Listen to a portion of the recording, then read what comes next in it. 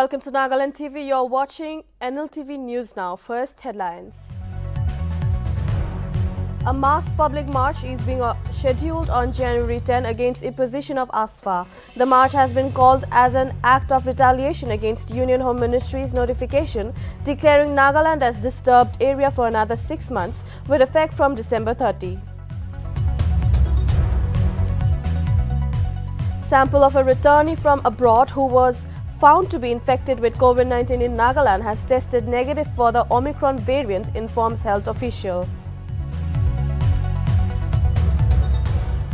Prime Minister Narendra Modi is scheduled to visit Meerut in Uttar Pradesh and lay foundation stone of Major Dhyan Chand Sports University to be established at Salava and Kaili villages of Sardhana town in Meerut at an estimated cost of about Rs 700 crores.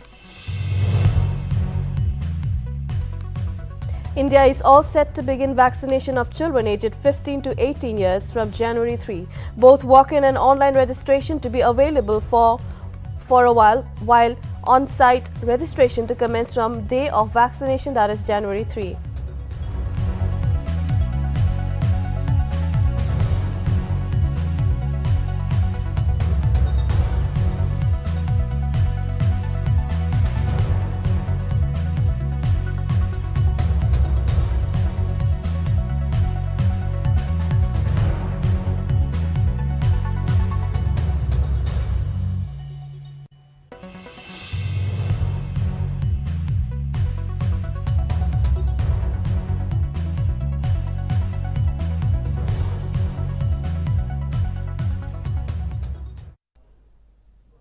Nationalist Democratic Progressive Party through a release stated that they are extremely shocked and disturbed at the recent notification notifying the central government's decision declaring the whole of Nagaland as a disturbed area with the extension of Armed Forces Special Powers Act 1958 to the entire state of Nagaland for a period of 6 months. The party added that at a time when the people of Nagaland were confidently under the impression that with the setting up with the high-powered committee by the MHA to seriously examine and consider the repeal AFSPA and removal of the disturbed area coverage, there would be no orders or notification issued till the report of the committee was final.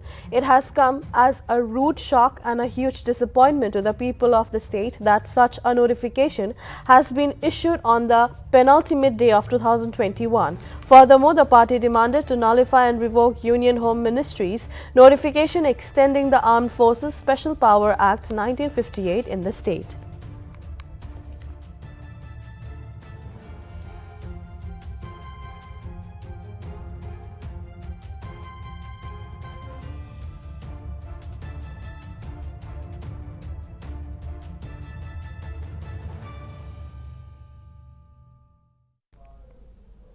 Prime Minister Narendra Modi is scheduled to visit Meerut in Uttar Pradesh on Sunday and lay the foundation stone of Major Dhyan Chand Sports University at around 1 p.m.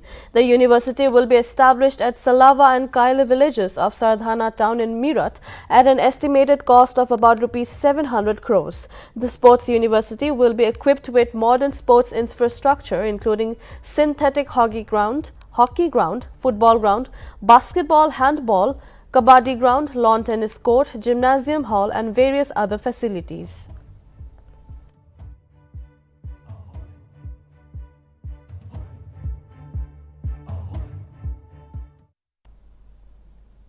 Union Education Minister Dharmendra Pradhan launched Padhe Bharat, a 100-day reading campaign on Saturday. The reading campaign will be organized for 100 days starting from January 1 to April 10. The campaign will focus on children studying in Balvatika to grade 8. The reading campaign aims to have the participation of all stakeholders at the national and state level including children, teachers, parents, community, educational administrations, etc. Notably, one activity per week group has been designed with the focus on making reading enjoyable. Furthermore, the campaign will also focus on Indian languages including mother tongue, local and regional languages.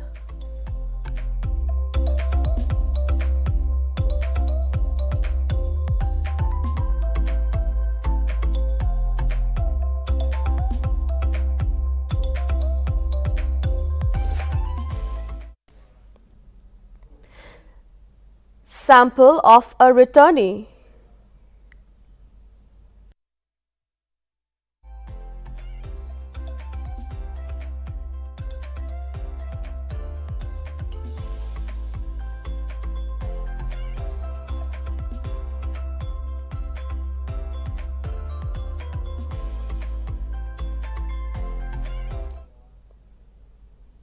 Well, sorry for the technical glitch.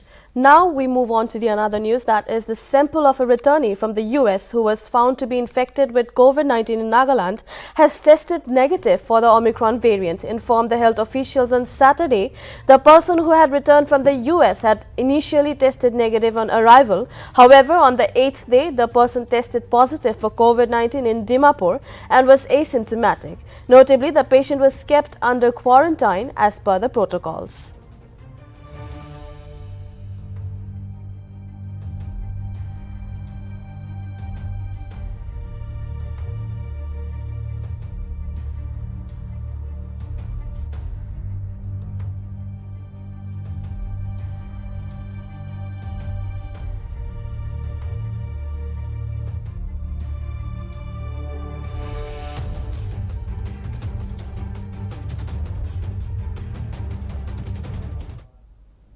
India's Omicron tally on Sunday reached 1,525, with Maharashtra recording the highest cases at 460, followed by Delhi with 351 cases, Tamil Nadu with 117, Gujarat with 136 and Kerala 109. Rajasthan reported 69 cases, followed by Telangana with 67 cases, Haryana with 63 cases, Karnataka with 64 cases, Andhra Pradesh with 17 and West Bengal with 20 cases, Odisha with 14 cases, Madhya Pradesh with 9, Uttar Pradesh with 8 cases, Uttarakhand with 8 cases, Chandigarh and Jammu and Kashmir with 3 cases each, Andaman and Nicobar Islands with 2 cases, while Himachal Pradesh, Ladakh, Goa, Manipur and Punjab reported 1 cases each.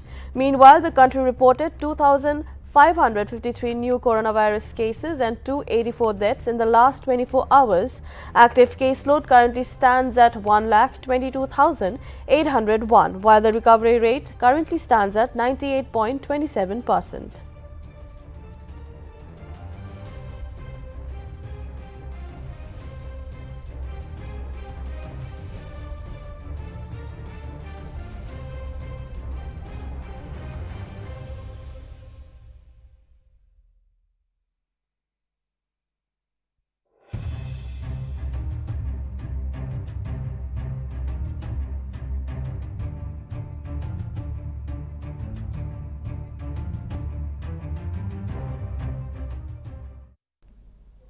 India is all set to begin vaccination of children aged 15 to 18 from January 3.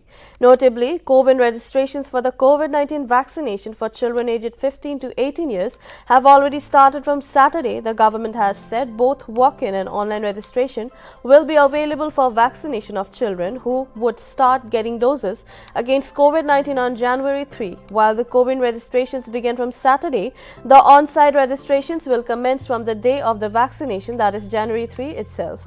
According to the government's guidelines, children can book slots on the CoWIN app using their ID cards. According to CoWIN platform chief, besides Aadhaar and other national identity cards, children can use their class 10th ID card for registration.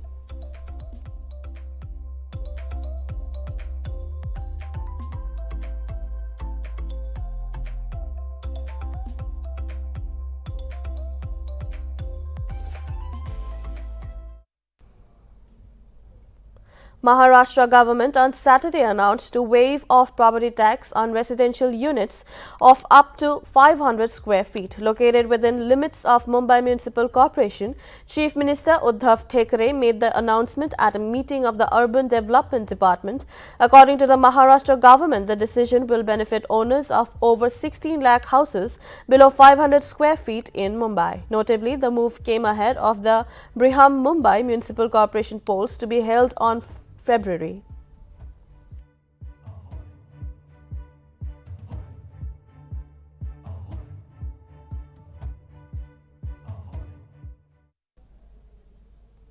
Nepal's annual cosplay festival called Otaku Jatra begins. Notably, people wear costumes and fashion accessories to resemble anime characters on screen and perform different acts during the annual cosplay festival. Otaku Jatra, which has grown in popularity since 2016, is celebrated annually and is a one-day cosplay festival. The festival started lately in the Himalayan nation and got a vigorous presence only after 2016, though it was in existence since the early 21st century.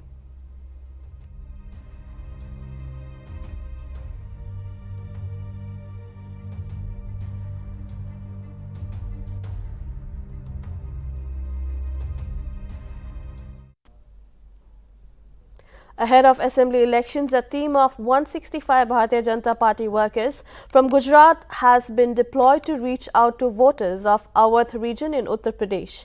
Notably, party workers are set to go door to door to connect with voters in the Awadh region. They further added that they will help uproot Congress interim president Sonia Gandhi in her bastion of Ray Bareli in the 2024 general elections.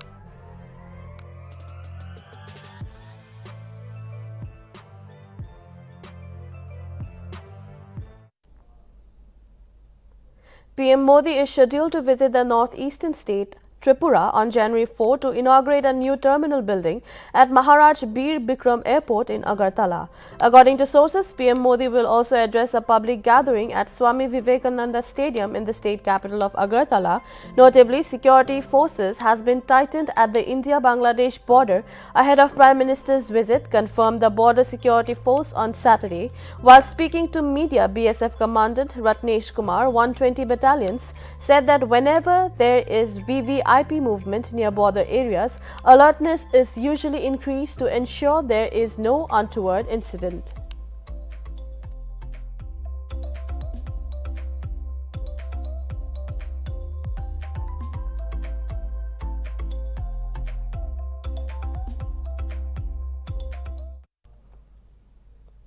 Longchang Area Students Union, through a release on 31st December 2021, informed that 36th session of Longchang Area Students Union General Conference cum tournament, which was scheduled to be held from 5 to 11 January 2022 at Jangphang village, has been called off. The union further informed that a decision has been taken to express solidarity with the victims' families and to show resentment against the massacre of 14 innocent civilians who were killed by the 21 Para Special Force and 27 Assam Rifles on 4 and 5th December at Nltv Road and Mon Town respectively.